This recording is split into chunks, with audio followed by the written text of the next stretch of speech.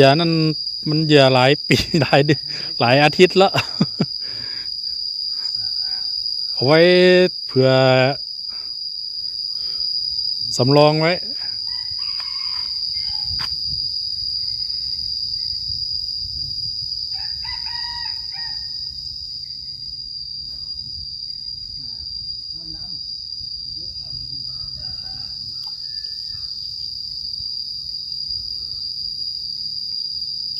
เบิ่งการลากการกินแล้วมันโบเป็นป่าแน่นอน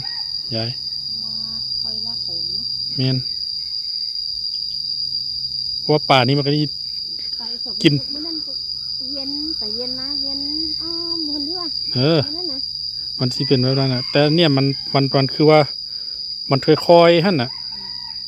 มันทีแรกมันก็จิ๊บจิ๊บจิ๊บจิ๊บจิ๊บแล้วก็คอยดึงไป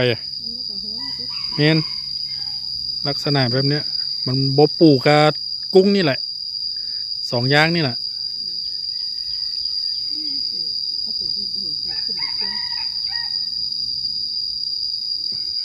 นี่เริ่มดึงอยู่แล้วนะ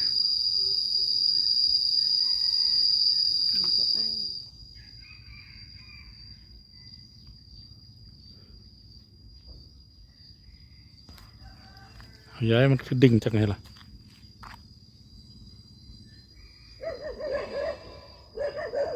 เดี๋ยวให้มันหั่นดีๆก่อน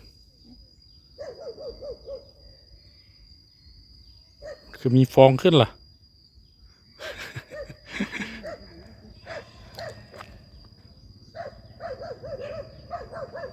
ถ้ามีฟองอากาศขึ้นเม่นคักโบเม่นปูกับกุ้งขนาด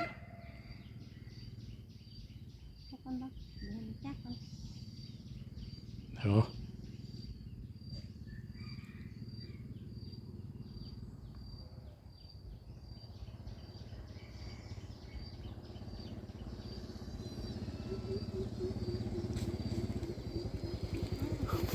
มาวันนั้นนี่หนูมาวันนี้อย่างกับมาวันนี้มาวันนี้ตอบแบบไหนถ้าเราได้ถึงนี่เนาะกว่าจะเห็นเขาปวดขาหรือปวดปวด โบเบิดอ่ะลงไปบนเก้าใช่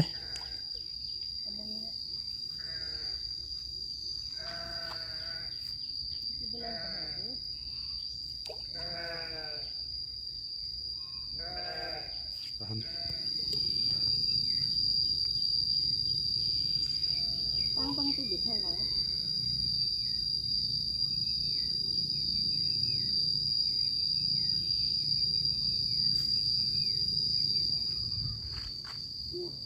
มันสับกระถางอยู่ในวันเนี่ยตอนเรียนที่เอาของพวกเขาที่นี่ถัง สาวบ้องสาว ว่าผู้สาวที่โกมันมันบุกเกิดมังที่เอาไว้วะจะมังอย่างเอ็นเกิดน้องมักอย่างไงน้อง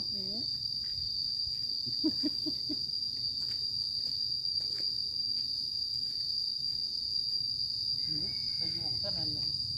มาว่างกระเด็น บ่ไปไหนมาไหนวะสิ บ่ถึงแม้นี่คือกินเลาะนะ กินเหล้าเองกินผู้เดียวสิ กินผู้เดียว กินกับบ่เมากินดอกว่า